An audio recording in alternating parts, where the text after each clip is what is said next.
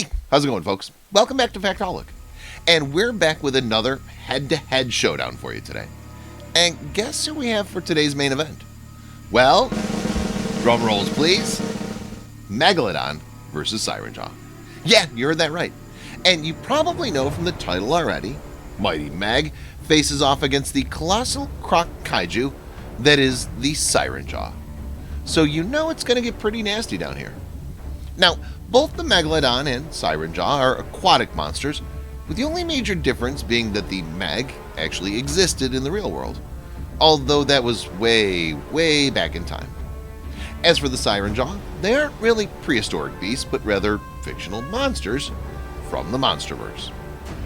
I do know that quite a lot of you don't have much knowledge about the Sirenjaw, so let me introduce you to this colossal crocodilian predator from Skull Island, which are of course particularly common in the lakes and tributaries of the southern jungle.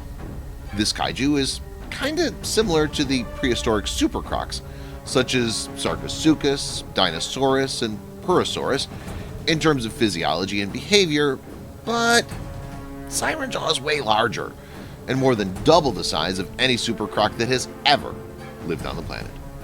Apart from that, appearance-wise, the Sirenjaw may very well be one of the most extreme examples of being a plant-reptile hybrid, and the geeks like to say flora-fauna hybrid. It's one of those monsters that's known to become one with nature, and while it's maturing, well, it goes through the adolescent stage when the trees start growing on the monster's back, and slowly vegetation develops. Quite the fascinating kind, ain't it? Also, by the way, there are in fact a lot of other monsters that became one with nature. They were commonly mistaken for islands and mountains, and we actually covered those in one of our videos, so do check that out. I'll leave the card with the link right here, top right. Coming back to the video, let's talk about the Megalodon a little bit. And I know that a lot's already known about it, but briefly describing the ancient apex predator of the seas, the Meg, as we know it, is one of the most ferocious predators the world has ever seen. It's the largest shark and one of the largest creatures to have ever existed on the planet.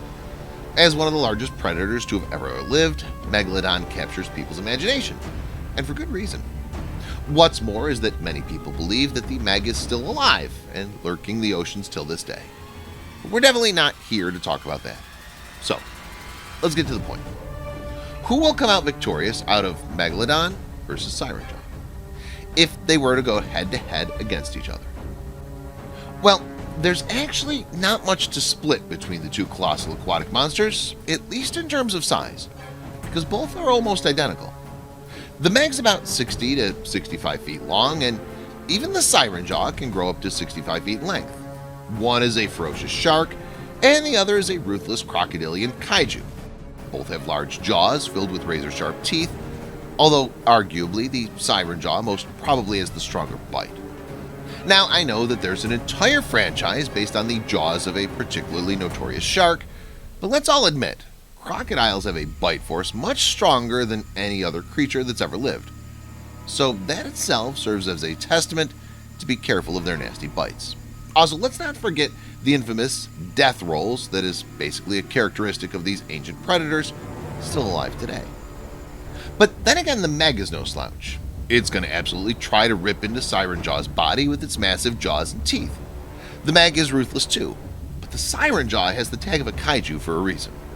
After all, it doesn't only have a thin hide covering its body, but also an entire forest patch, along with deciduous trees and rock-like structures grow above the creature's body. So it's probably too much to expect from the Meg. I mean, how can the poor shark bite and inflict significant damage to a plant-island hybrid croc from Skull Island itself?